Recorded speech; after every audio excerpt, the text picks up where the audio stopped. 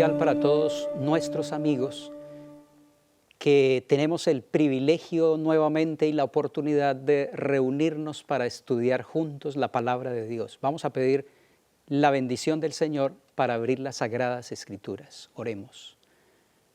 Padre nuestro que estás en el cielo, te damos gracias, Señor, por el privilegio de congregarnos nuevamente en este lugar para el estudio de tu palabra. Te pedimos humildemente que el Espíritu Santo que inspiró las Escrituras sea Él quien nos ayude a comprenderlas. Gracias por tu bendición que pedimos en el nombre de nuestro Salvador, el Señor Jesucristo. Amén.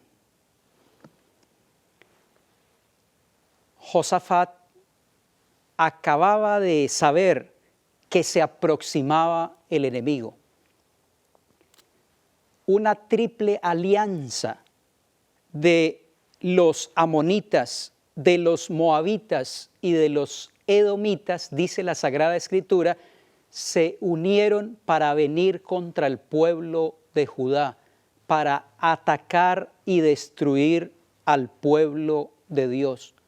Cuando el rey Josafat se enteró de la noticia, cuando el rey Josafat fue consciente del ejército tan grande que se había organizado contra él, no llamó a un concilio de guerra, pero hizo algo muy interesante, convocó a una reunión de oración. La Sagrada Escritura dice que el rey Josafat sintió mucho temor frente a esa coalición de 3 ejércitos que venían contra él. Pero este rey tomó la decisión correcta. En vez de organizar a todos sus soldados para enfrentar la batalla cuerpo a cuerpo, la Sagrada Escritura nos informa que convocó a una reunión de oración, de ayuno y de alabanza para consultar a Jehová.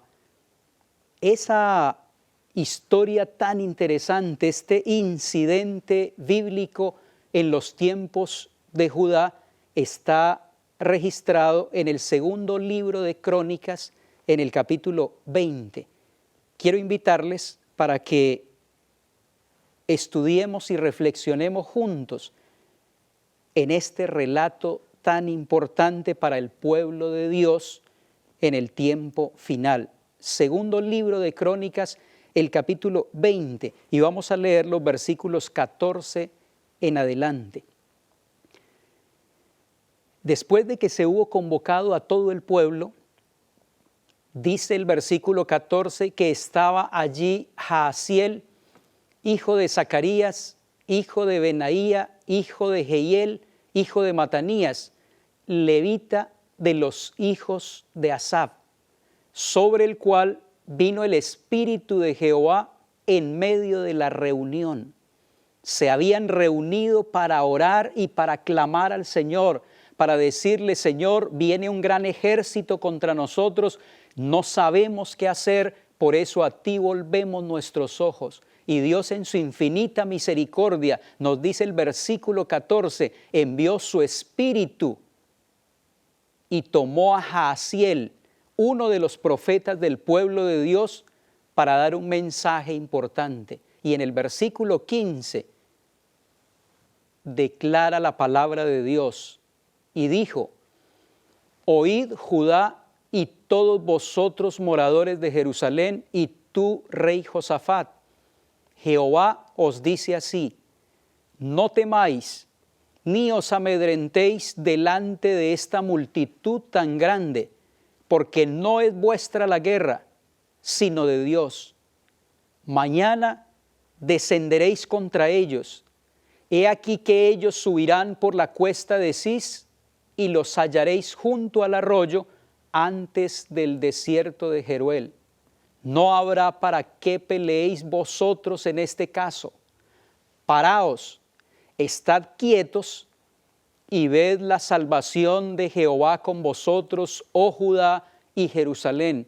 No temáis ni desmayéis, salid mañana contra ellos, porque Jehová estará con vosotros.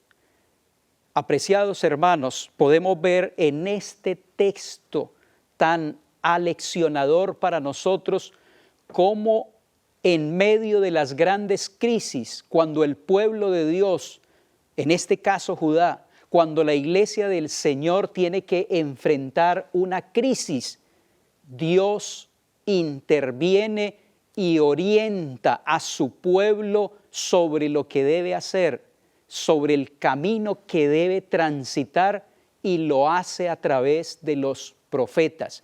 En este caso, el profeta Jaasiel fue lleno del Espíritu Santo, y a través del espíritu de profecía de este hombre, profeta del pueblo de Dios, el Señor presentó la estrategia para enfrentar al enemigo.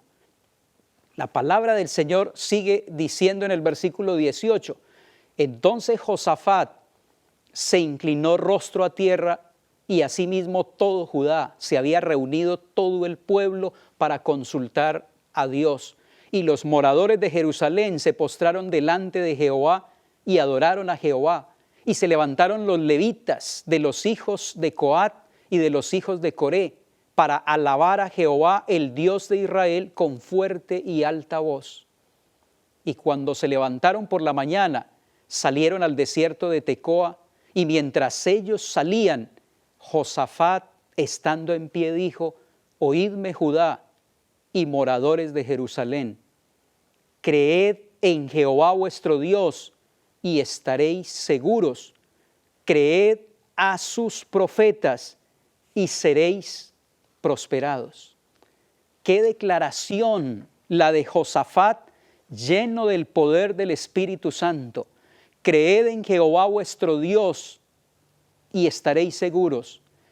Creed en sus profetas y seréis prosperados. Porque la finalización de esta historia, el fin de este capítulo, termina con una contundente victoria sobre Dios, Dios tomando a ese pueblo y acabando con el enemigo.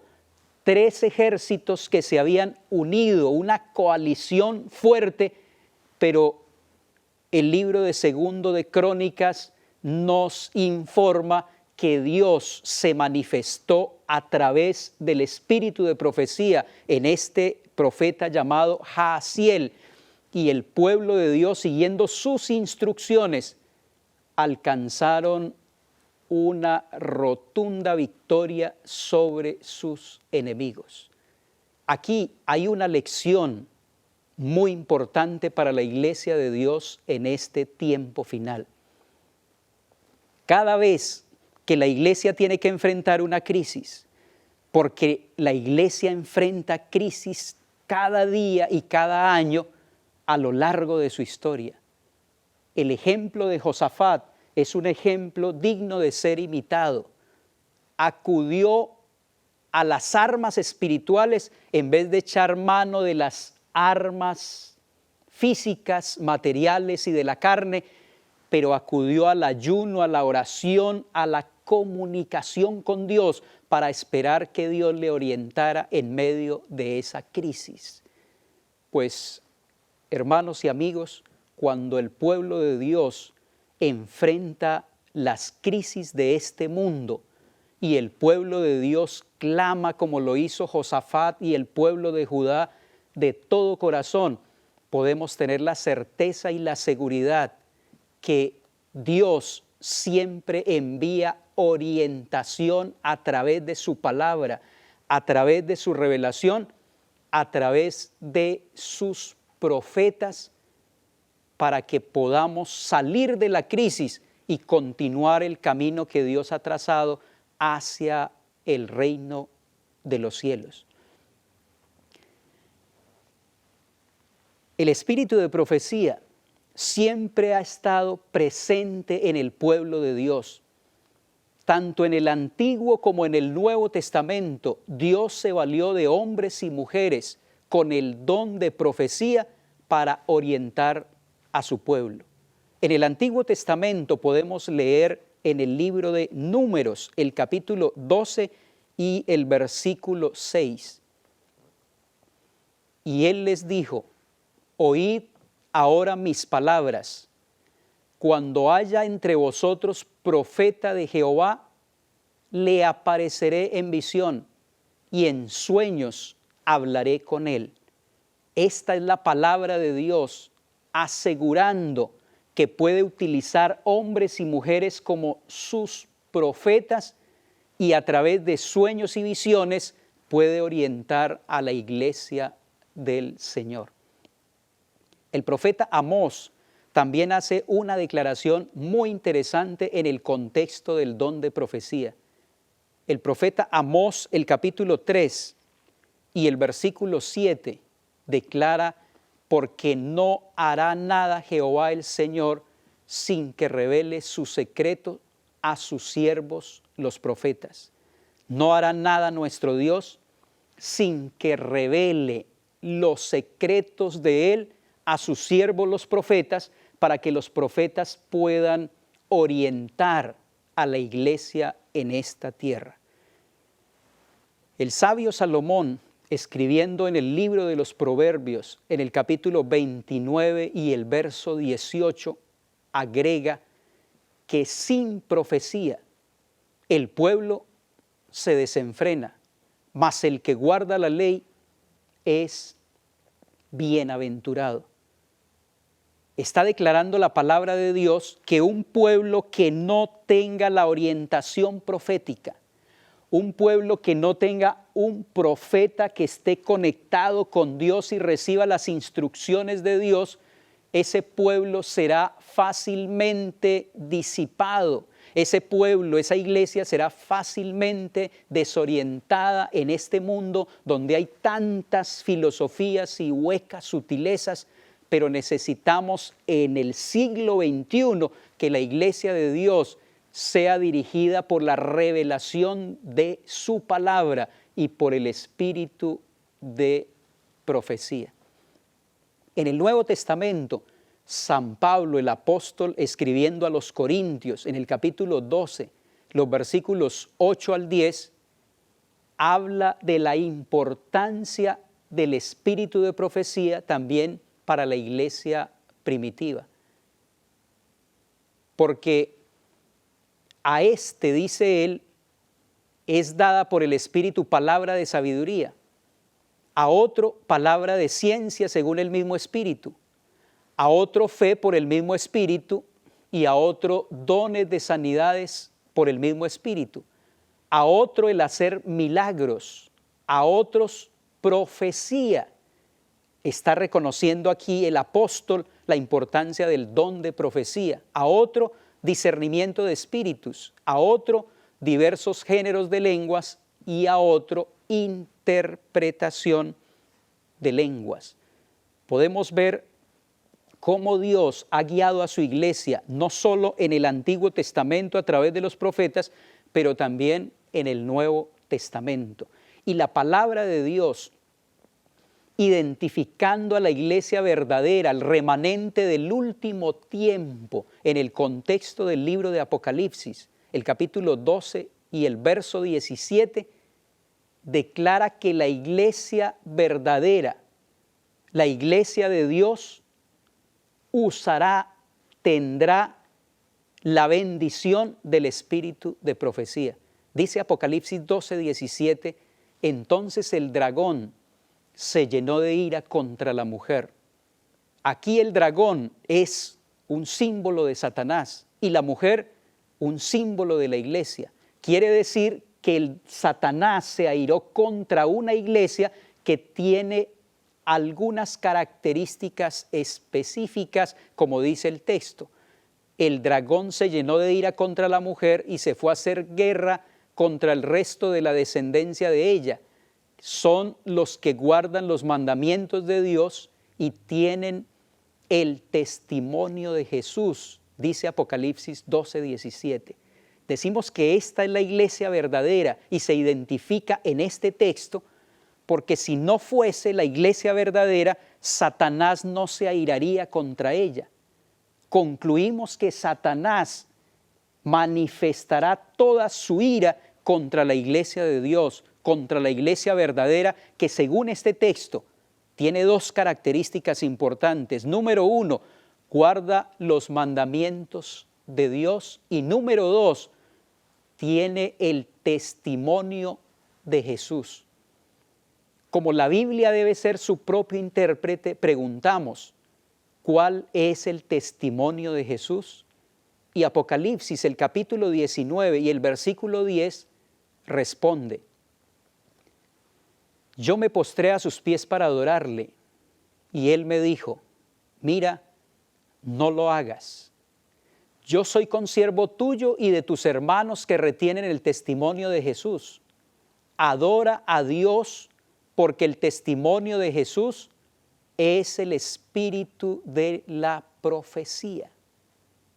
Una iglesia que guarda los mandamientos de Dios, una iglesia que tiene el testimonio de Jesús, y la Biblia dice que el testimonio de Jesús es el espíritu de profecía.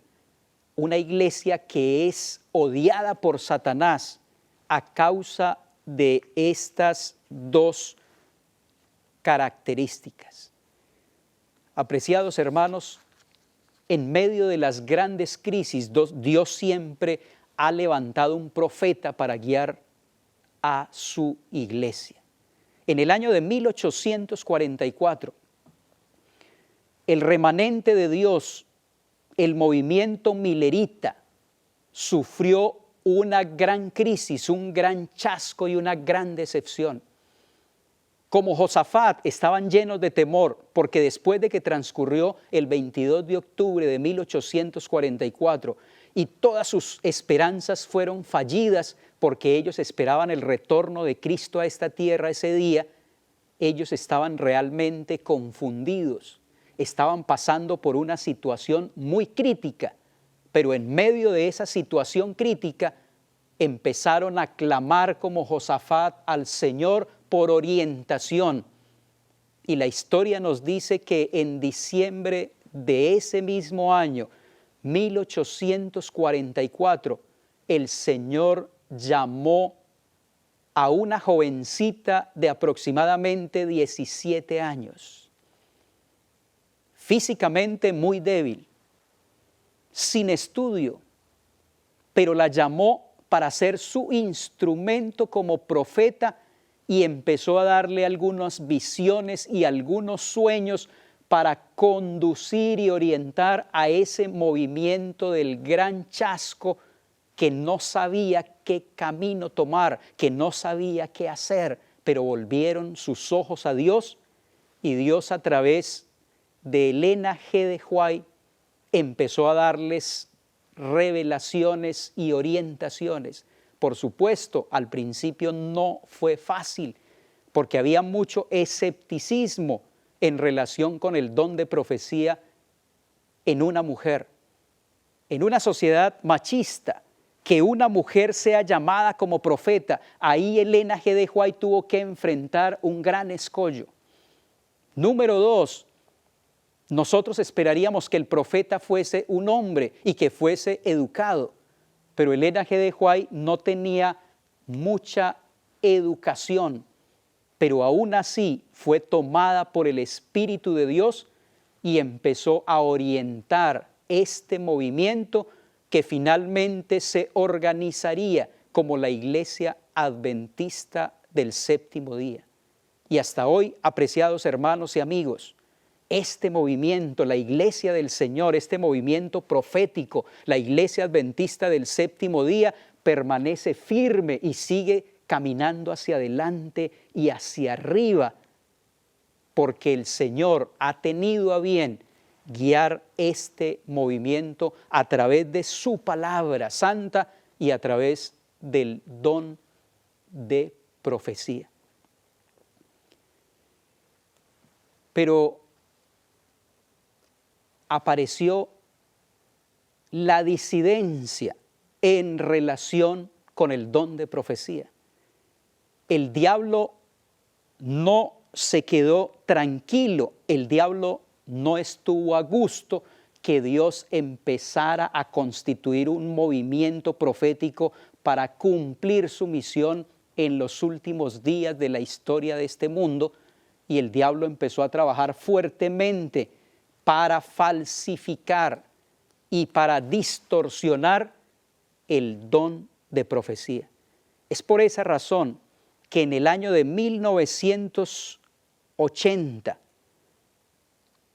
el pastor Walter Rea, un pastor adventista de la costa oeste de los Estados Unidos,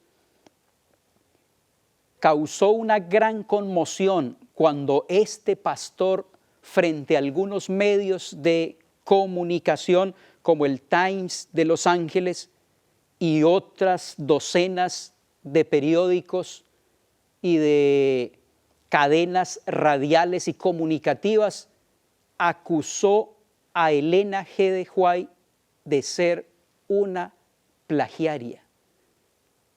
Año de 1980 para nuestra iglesia fue un año difícil para la Iglesia Adventista del Séptimo Día, porque no solamente la iglesia tuvo que enfrentar el ataque directo del doctor Desmond Ford al fundamento de la doctrina del santuario, pero también en este año la iglesia tuvo que enfrentar las declaraciones de un pastor adventista, Walter Rea, contra el espíritu de profecía, para denigrar y difamar la obra que realizó Elena G. de White. Así que las declaraciones del pastor Walter Rea produjeron y despertaron muchas dudas en la mente de los adventistas del séptimo día, pero también en algunos miembros que no eran de la iglesia. Lectores no adventistas, personas no adventistas, empezaron también a cuestionar el don del espíritu de profecía como se proyecta desde la palabra de Dios. Básicamente, el pastor Walter Rea, en uno de sus libros llamado La mentira white, la mentira blanca, plantea por lo menos 3 acusaciones, suscita 3 preguntas que trataremos de responder a continuación. La primera pregunta que se plantea en su libro es si el uso que hizo Elena G. de White de otras fuentes anula su inspiración o su revelación. El uso que hizo Elena G. de White de otras fuentes la convierte a ella en una plagiaria como fue acusada. Número 2, ¿es Elena G. de White una autoridad, se la puede considerar como una autoridad doctrinal en la Iglesia Adventista del Séptimo Día, o solamente como una consejera en aspectos homiléticos pero no doctrinales? Y una tercera pregunta que quisiéramos responder en este tema es acerca de los grados de inspiración o revelación. La revelación o la inspiración que recibió Elena G. de White de parte de Dios es igual a la de los profetas canónicos bíblicos, o la inspiración y revelación que ella recibió es en un grado menor. Trataremos de responder estas 3 preguntas básicas. Abordemos, apreciados hermanos y amigos, la primera pregunta. ¿El uso que hizo Elena G. de White de otras fuentes la puede convertir a ella en una plagiaria? Vamos a mirar algunos ejemplos que son bíblicos de cómo algunos autores tomaron material de otros para poder desarrollar sus escritos. Podemos, partiendo de la Biblia, encontrar que muchos de sus autores copiaron o tomaron material prestado de otros sin dar crédito a las fuentes, y aparentemente no tuvieron ningún remordimiento en cuanto a esa práctica. Un ejemplo podemos encontrarlo en el profeta Miqueas, en el capítulo 4, los versículos 1 al 3. Cuando nosotros comparamos Miqueas 4 del 1 al 3 con el profeta Isaías, nos preguntamos, ¿quién prestó material a quién? Porque son textos muy parecidos. Miqueas 4 del 1 al 3 dice, acontecerá en los postreros tiempos que el monte de la casa de Jehová será establecido por cabecera de montes y más alto que los collados, y correrán a él los pueblos. Vendrán muchas naciones y dirán, venid y subamos al monte de Jehová y a la casa de Dios de Jacob, y nos enseñará en sus caminos y andaremos por sus veredas, porque de Sión saldrá la ley y de Jerusalén la palabra de Jehová. Y él juzgará entre muchos pueblos y corregirá a naciones poderosas hasta muy lejos, y martillarán sus espadas para asadones y sus lanzas para hoces. No alzará espada nación contra nación, ni se ensayarán más para la guerra. Cuando nosotros comparamos este texto con el profeta Isaías, el capítulo 2, los versículos 2 al 4, nos encontramos con un sorprendente parecido. Veamos lo que dice ahora el profeta Isaías y veamos la correspondencia, la similitud que hay entre Miqueas e Isaías. Dice Isaías 2 del 2 al 4, acontecerá en lo postrero de los tiempos que será confirmado el monte de la casa de Jehová como cabeza de los montes, y será exaltado sobre los collados, y correrán a él todas las naciones. Y vendrán muchos pueblos y dirán, venid y subamos al monte de Jehová, a la casa de Dios de Jacob, y nos enseñará sus caminos, y caminaremos por sus sendas, porque de Sión saldrá la ley, y de Jerusalén la palabra de Jehová, y juzgará entre las naciones, y reprenderá muchos pueblos, y volverán sus espadas en rejas de arado, y sus lanzas en hoces. No alzará espada nación contra nación, ni se adiestrarán más para la guerra.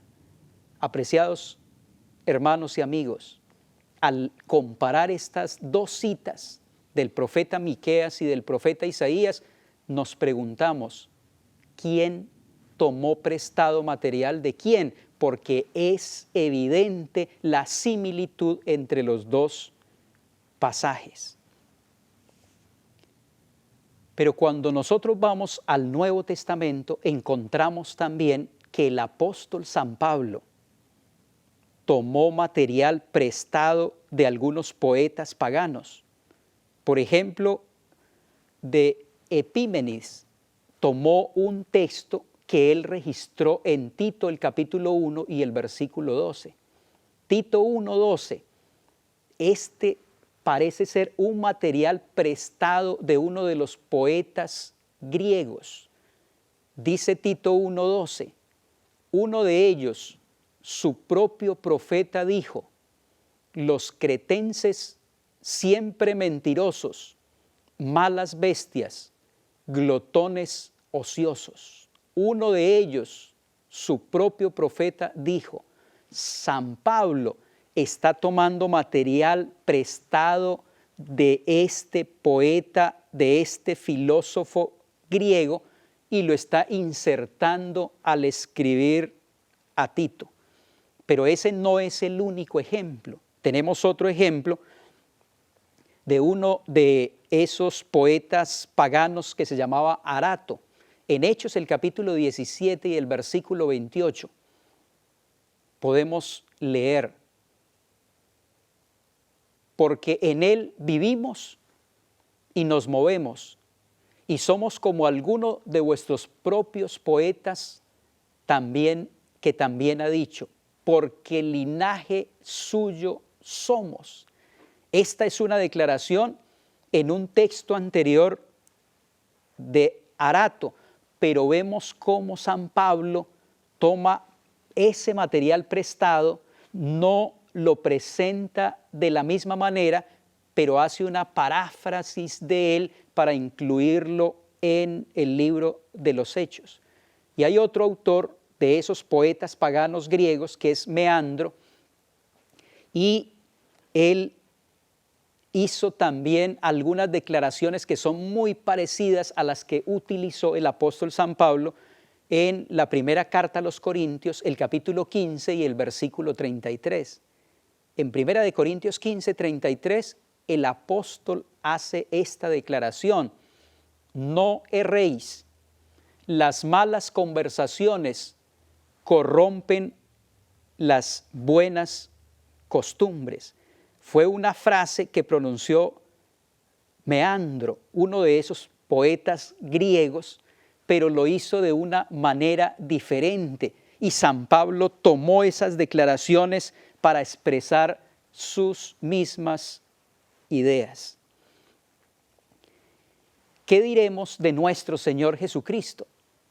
Cuando nosotros leemos el Evangelio de Lucas, el capítulo 13, los versículos 6 al 19, nos encontramos que son muy parecidos a un documento que se escribió en el siglo V antes de Cristo y está en el idioma sirio. Vamos a leer el texto de ese documento sirio del siglo V antes de Cristo, y dice más o menos así: Padre, he pecado contra ti, perdóname y seré tu esclavo de aquí en adelante. Es una declaración que nosotros encontramos de nuestro Señor Jesucristo en la parábola del Hijo Pródigo, cuando Él cuenta esa parábola del Hijo Pródigo. Pero Jesús también tomó algunas ideas para expresar, por ejemplo, en Mateo el capítulo 25, la parábola de los cabritos y los corderos. En un famoso escrito antes de Cristo que se llama los Testamentos de los 12 Patriarcas, existe esta declaración: fui hostigado por el hambre y el Señor mismo me alimentó. Estuve solo y Dios me consoló. Estuve enfermo y el Señor me visitó. Estuve preso y Dios me mostró su favor. En cadenas estuve y Él me liberó. Cuando nosotros leemos Mateo 25, 35 al 36, encontramos una gran similitud, porque Mateo 25 dice: porque tuve hambre y me disteis de comer, tuve sed y me disteis de beber, fui forastero y me recogisteis, estuve desnudo y me cubristeis, enfermo y me visitasteis, en la cárcel y vinisteis a mí. Como pueden ver, apreciados amigos, hay una gran similitud entre los escritos de los testamentos que se escribieron antes de Cristo y estas declaraciones de nuestro Señor. Pero podemos nosotros también avanzar e ir al libro de Romanos y encontrar allí una declaración que es muy interesante con respecto a la creación de Dios. Dice un escrito antes de que escribiera el apóstol Pablo a los romanos, un escrito apócrifo que se llama Sabiduría 12. Declara así: pues de la grandeza y hermosura de las criaturas se llega por analogía a contemplar a su autor. A través de las criaturas se llega a contemplar a su autor. Con todo, no merecen estos tan grande reprensión, pues tal vez caminan desobedeciéndole y buscando a Dios y queriéndole hallar. Como viven entre sus obras, se esfuerzan por conocerlas y se dejan seducir por lo que ven. Tan bellas se presentan a los ojos, pero por otra parte, tampoco son estos excusables. Cuando leemos nosotros Romanos el capítulo 1 y el versículo 20, otra vez encontramos una gran similitud, un gran parecido entre el texto anterior y el texto de la Sagrada Escritura, que reza así: porque las cosas invisibles de Él, su eterno poder y deidad, se hacen claramente visibles desde la creación del mundo, siendo entendidas por medio de las cosas hechas, de modo que no tienen excusa. En el texto anterior decía, de modo que son inexcusables. Quiere decir que también se pudo haber tomado algunas de esas fuentes para poder transmitir algunas ideas importantes. ¿Qué diremos, apreciados hermanos y amigos, de el libro de Apocalipsis? El libro de Apocalipsis tiene varias referencias a un libro apócrifo que es primero de Enoc. Dicen los expertos que más de 80 de los 404 versículos que tiene el libro de Apocalipsis demuestran alguna relación con la obra de Enoc I, un libro apócrifo. Y un ejemplo de ello lo podemos encontrar nosotros en el libro de Apocalipsis, el capítulo 19 y el versículo 10, un texto muy conocido cuando el apóstol decide adorar al ángel y el ángel le dice, no me adores porque yo soy consiervo tuyo y de tus hermanos. Dice el libro primero de Enoc, entonces desperté y me levanté y vi que un gran ángel estaba delante de mí. Caí sobre mi rostro y lo adoré. Y él me dijo, escucha, no me adores, yo soy el Señor Todopoderoso. No me adores, yo soy un ángel. Adora solamente al Dios Todopoderoso. Una gran similitud con el libro de Apocalipsis, el capítulo 19 y el versículo 10, donde Juan quería adorar al ángel del Señor, pero el ángel lo reconvino para que adorara solamente a quien merece adoración. Así que, apreciados hermanos y amigos, en conclusión, nosotros podemos ver que la originalidad no es una de las pruebas de un profeta. Estos profetas utilizaron otras fuentes, pero fueron originales al transmitir sus propias ideas. Podemos entonces concluir que Elena G. de White, siendo una profeta de Dios, no es plagiaria, no es eliminada su inspiración y su revelación porque haya hecho uso de otras fuentes. Es por esa razón que en el año de 1982, después de que se presentó esta gran crisis en nuestra iglesia, la Asociación General de los Adventistas del Séptimo Día contrató a un experto en derechos de autor, el doctor Vincent Ramick, un católico, apostólico y romano, pero un experto en derechos de autor.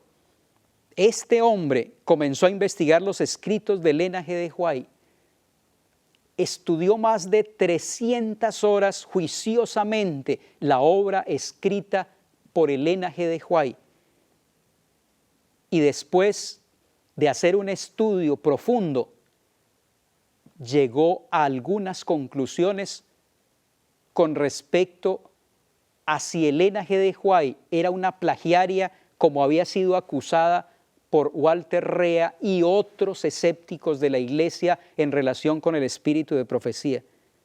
Este hombre dice en el reporte que pasó a la Asociación General después de haber estudiado la obra de la señora Elena G. de White, basándonos en el estudio de los hechos y los precedentes legales, Elena G. de White no cometió plagio y sus obras no constituyen una violación de las leyes de derecho de autor ni piratería, dijo él.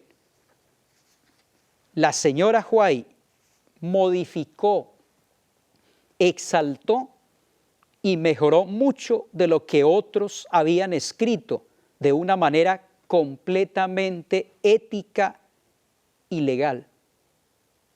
En su reporte, él concluye diciendo, considerando todos los factores necesarios para llegar a una buena conclusión, una conclusión que sea justa sobre este asunto, declaramos que los escritos de Elena G. de White definitivamente no constituyen un plagio. Apreciados hermanos y amigos, los escritos de la señora Elena G. de White aparecen en el WorldCat, en el catálogo mundial, como autorizados para los investigadores. Si estos escritos no fueran confiables, si ella realmente hubiese incurrido en plagio, sus libros estarían vetados en el mundo entero, pero el catálogo mundial los exhibe y los presenta como obras dignas de confianza para cualquier investigador en la materia.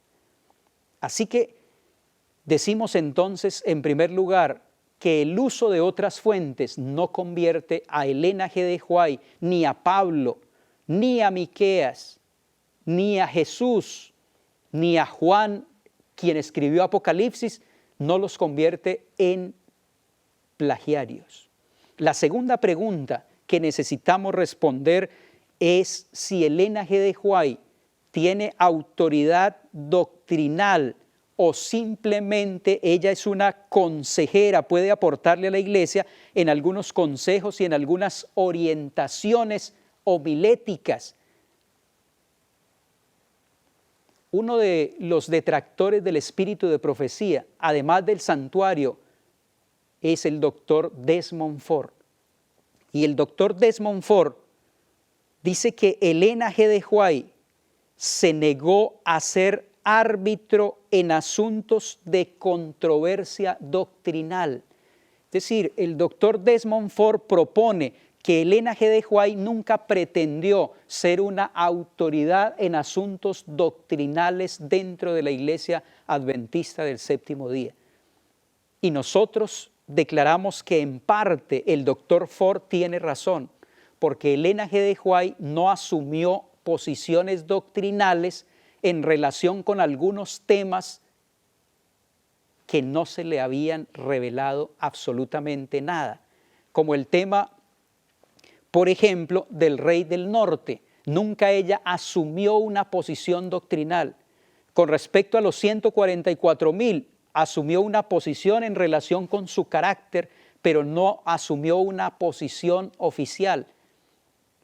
Pero, apreciados amigos y hermanos, en relación con otros asuntos doctrinales, Elena G. de White asumió posiciones muy verticales.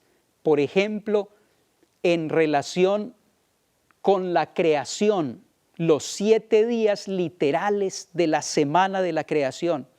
Cuando ella fue confrontada si esos días de la creación eran días literales de 24 horas o eran grandes eras, ella fijó una posición doctrinal.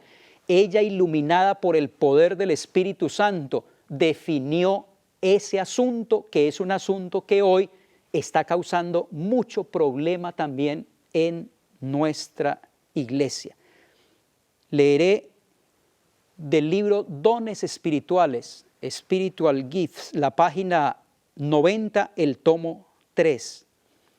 Dice la sierva del Señor: luego fui llevada de vuelta a la creación y se me mostró que la primera semana en la que Dios realizó la obra de la creación en 6 días y descansó en el 7º día, fue exactamente como cualquier otra semana. Aquí Elena G. de White está estableciendo una posición doctrinal con respecto a la semana literal, días de 24 horas en la creación. En otros momentos ella también asumió posiciones doctrinales. Cuando el pastor Urias Smith estaba tratando de introducir en la iglesia algunas ideas semi-arrianistas, presentando a Cristo como un ser creado, Elena G. de White, cuando escribió El deseado de todas las gentes, corrigió directamente ese problema y esa situación. Cuando el doctor John Harvey Kellogg trató de introducir en la iglesia todas las ideas panteístas, desfigurando la naturaleza de Dios, Elena G. de White asumió posiciones doctrinales en relación con la naturaleza de Dios.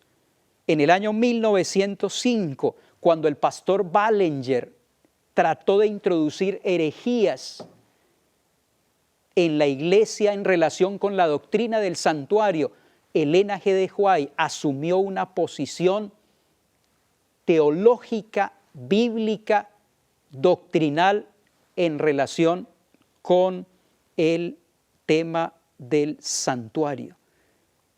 Es evidente, apreciados hermanos y amigos, que Elena G. de White tenía el propósito de que sus escritos siguieran resolviendo cuestiones doctrinales en la iglesia sobre aquellos puntos en los que el Señor le había dado luz.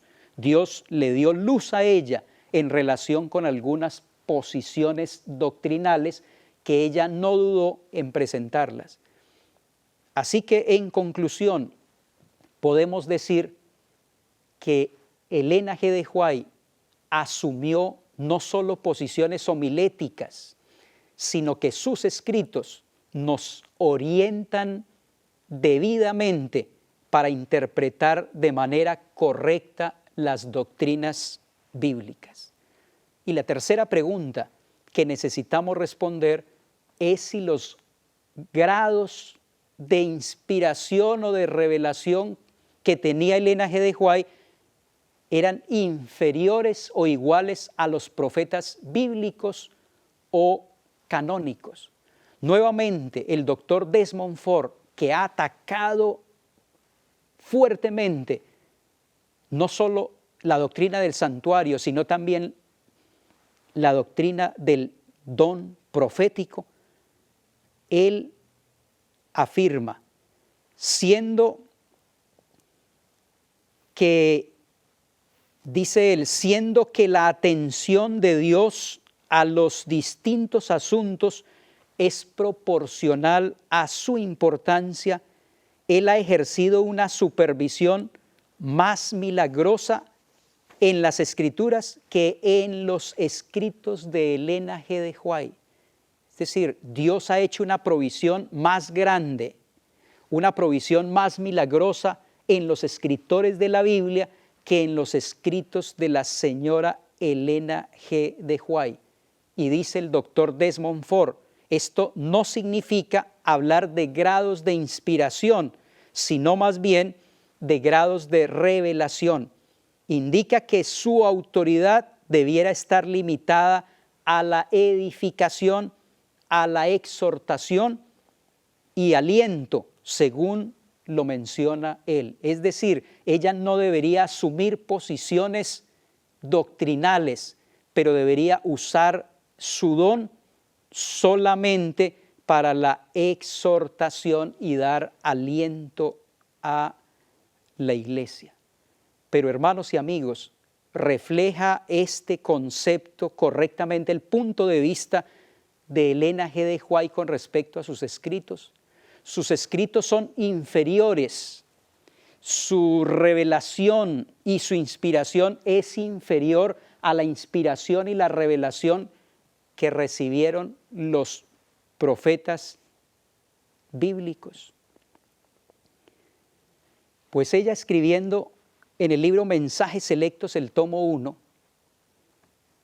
la página 40, ella dice: ahora he sido instruida que no debo ser estorbada en mi obra por aquellos que se ocupan en hacer suposiciones acerca de la naturaleza de ella. Mi misión abarca la obra de un profeta, pero no termina allí, dice Elena G. de White. Abarca mucho más de lo que pretenden comprender las mentes de los que han estado sembrando la semilla de la incredulidad. Elena G. de White entendía que ella era un profeta, una mensajera para transmitir lo que Dios le había inspirado y lo que Dios le había revelado. En la Biblia hay un ejemplo muy claro que tiene que ver con el profeta Natán, un profeta que no es canónico porque no escribió ningún libro en la Biblia. Cuando el rey David pecó, la Sagrada Escritura dice que Natán fue para declarar su pecado y para darle un mensaje de parte de Dios. Cuando David escuchó este mensaje, no puso en duda la revelación y la inspiración de Natán, aunque se hubiese dado el Pentateuco, ya se hubiese escrito la Torá, la ley de Dios, los primeros 5 libros de la Biblia, eso no le quitaba grados de inspiración o de revelación al profeta Natán. David aceptó la revelación que trajo el profeta Natán como una revelación de parte de Dios. Así que no hay tal cosa como grados de revelación. En ningún lugar de las Escrituras ni del espíritu de profecía se nos autoriza para llegar a la conclusión de que la revelación o la inspiración de Elena G. de White como profeta fue inferior o menor a la de los profetas canónicos. Para concluir este tema, necesitamos reflexionar, amigos y hermanos, en la importancia que tiene para esta iglesia, para cada uno de nosotros, ese maravilloso don del espíritu de profecía que Dios ha concedido a esta iglesia. En el libro Testimonios, el tomo 4, la página 211, la sierva de Dios declara a manera de advertencia: es el plan de Satanás debilitar la fe del pueblo de Dios en los testimonios. Luego sigue el escepticismo respecto a los puntos vitales de nuestra fe, los pilares de nuestra posición.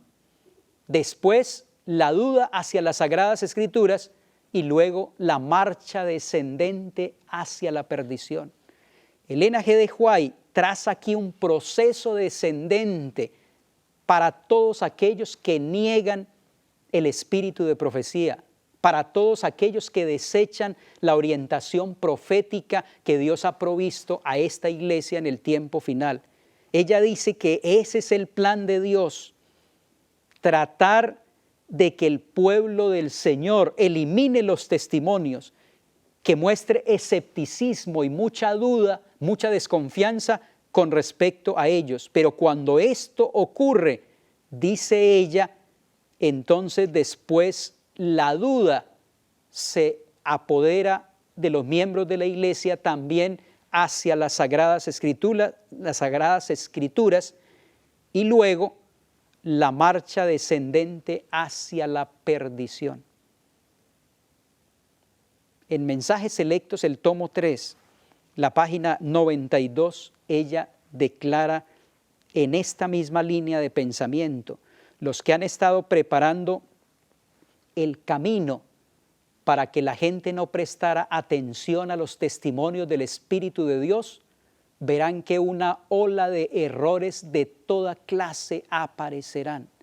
Las iglesias que desechan el espíritu de profecía, las iglesias que desechan el don de Dios a través del Elena G. de White, son iglesias que tienden a confundirse, a desviarse del camino y finalmente a desaparecer, porque dice la Sagrada Escritura que sin profecía el pueblo se desenfrena.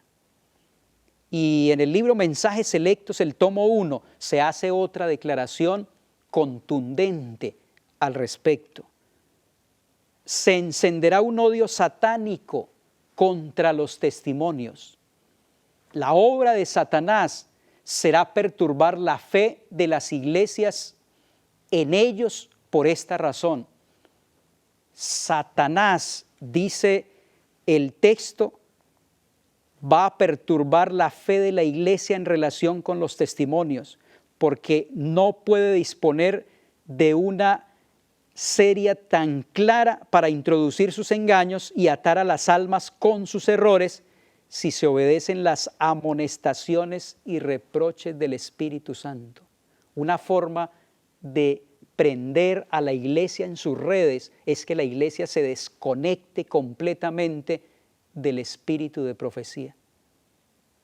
Apreciados hermanos y amigos, cuando se ponen en duda los testimonios en los cuales se creía una vez y se renuncia a ellos, Satanás sabe que los seducidos no se detendrán con esto y él redobla sus esfuerzos hasta lanzarlos en abierta rebelión que se vuelve incurable y acaba finalmente en la destrucción. Esta fue la triste experiencia del pastor Walter Rea al mostrar su escepticismo, al mostrar sus dudas y rechazar la orientación que Dios envió a través de su sierva Elena G. de White.